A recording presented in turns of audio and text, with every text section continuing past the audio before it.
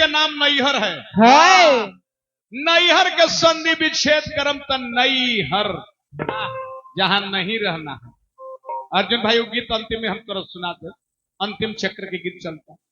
नैहर जहां नहीं रहना, हमने का लड़का नहीं खींचा ना कि जहां जाए इनका लेखा खाली रुपया काट के आंख में धुर धुर के ले जाए। हम जाइला तो हकीकत पूरा करीला लोग के, बाकी कमलवास ना आइले तो इनकर कमी पूरा कर दिले। नेपा भाई पैसा पानी में गेल, पैसा पानी में।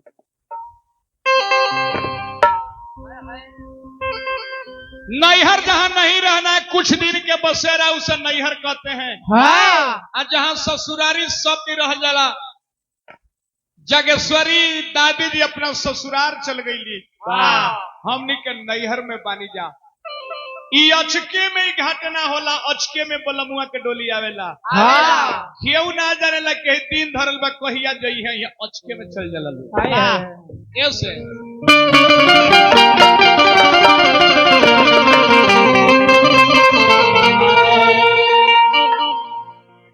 किया रे खेलत में बाबा घर,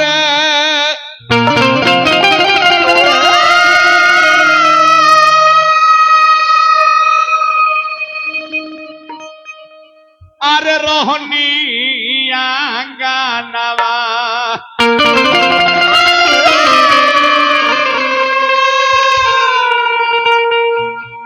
अर्जुन भाई कौन रेट के दादी मरल बड़ी उठे, तीन कौन रहे, कई गोली कर दादी के लइका पोता कैगो पच्ची कैगो 75। बाकी खेलत में बाबा घरवा,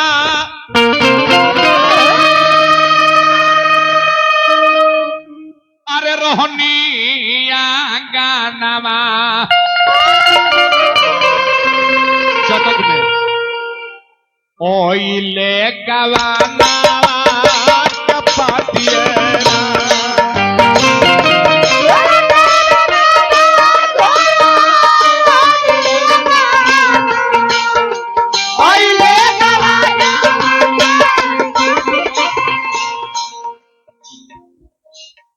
जाए थे, लेकिन बर्बाद ना हो दिले बनी। एगो शांति के प्रतीक प्रसंग चाहिए, दादी के प्रतीक हम मानस से गा दिले बनी। सेवरी के जोन गति भगवान दिले बनी, वही जागेश्वरी दादी के मिले हम भगवान से कामना कैली। यही तार सफलीभूत भइल खर्चा कैला के हई। एगो हई बानर बाबा तनिया समझावा ब्यास के। खेलतम बाबा घरवा, रोहनी अंगनवा। ओइले गवानवा के पातिए,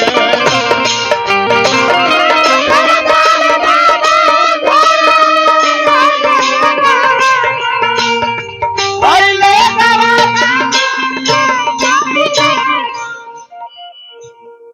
मैंने गाया कि गवानवा के पाती आई।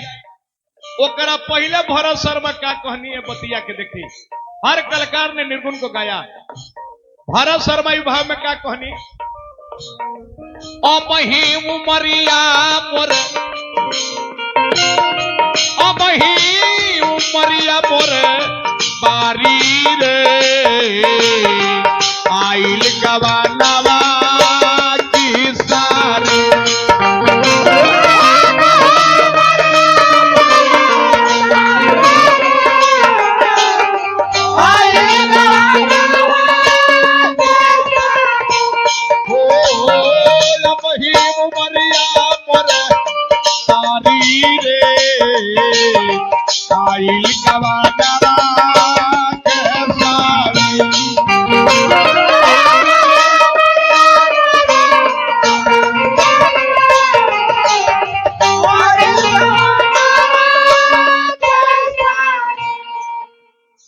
भरत शर्मा कनी की उमरिया बारी रहे, बेस गवानवा के सारी आ गई।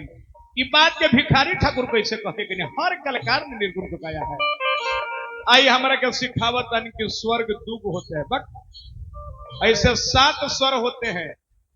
और स्वर की विवेचना में 3 स्वर होते हैं, शुद्ध स्वर, कोमल स्वर, अचल स्वर। विपरीत स्वर ना हो के स्वर के अनुसार जो विपरीत बन जाता है उसे विपरीत स्वर कहते हैं। आ कहे के लुरबा, आ किसे कहते हैं? राग किसे कहते हैं? और गुरुजी के हम पढ़ा दे जा भेजो। भिखारी चाचा ये बात के कैसे कहनी कि हम बलमुआ हो जी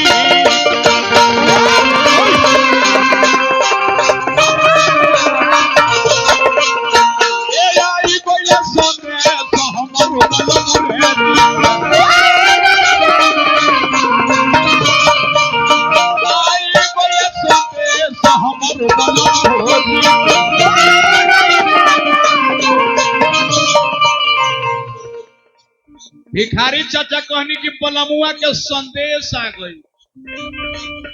भरत शर्मा कहनी कि गवनवा के सारी आ गई। हमू कहनी कि गवनवा के पाती आ गई। लेकिन भिखारी चाचा का कहनी अब तो गवना जइबू या गोरिया गोरिया गोरिया गोरिया तुअरा खड़ा सवारी बा सवारी बा कैसे गवनवा जइबू ये गोरिया घूमिल चुनरिया तहरी बा ये कैसे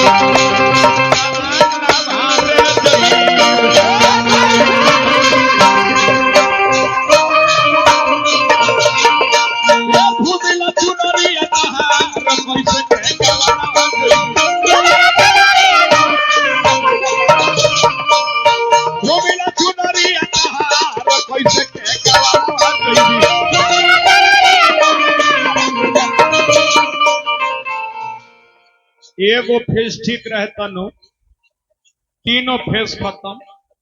न अकल है न शकल है न नकल है न बजनिया बढ़िया न नचनिया बढ़िया न गवनिया बढ़िया नचनिया तीनों तो खत्म।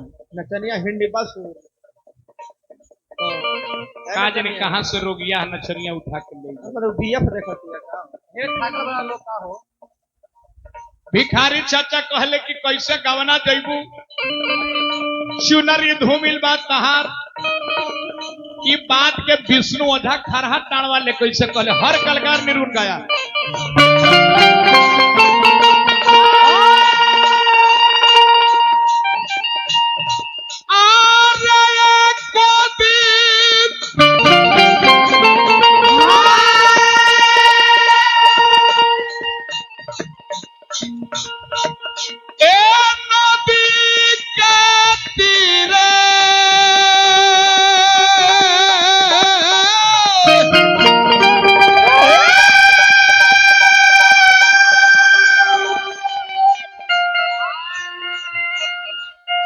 लो चाचा के रुपये लो गोल लगा तनी आशीर्वाद के प्रतीक्षा।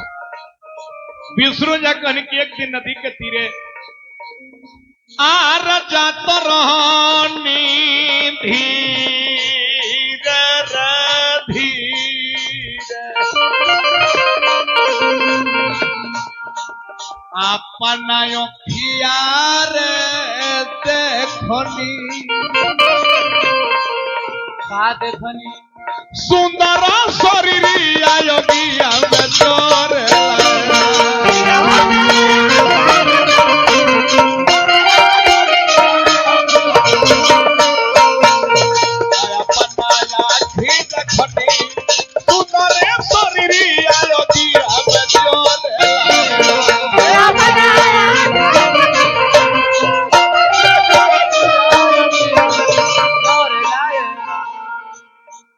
सबको मिटने के लिए अर्जुन भाई एक ही विमान मिलेगा जाने के लिए बांस के मारुति सबका खाती।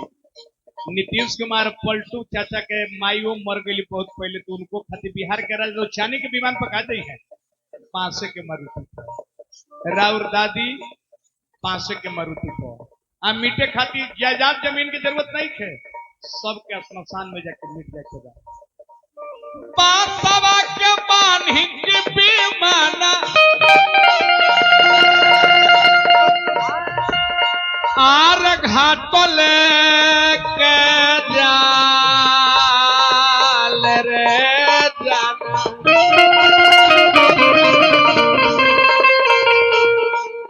अपना अखियार देखनी अपने जमल का योगिया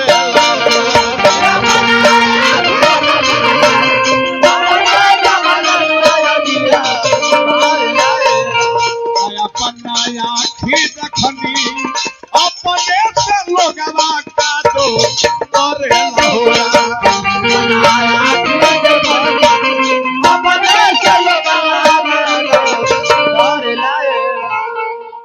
तो सब कोई के देखने लिखल तो फिर नीचे हम लिखे पड़ल इतना भर परिवार भरल बा।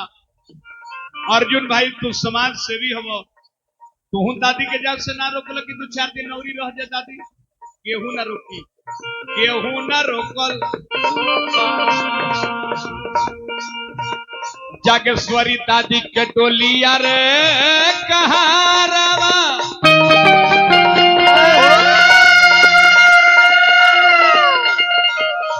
नैहरा के लोगवा ई बहियाती राम जी कोई है सुदर्शनवा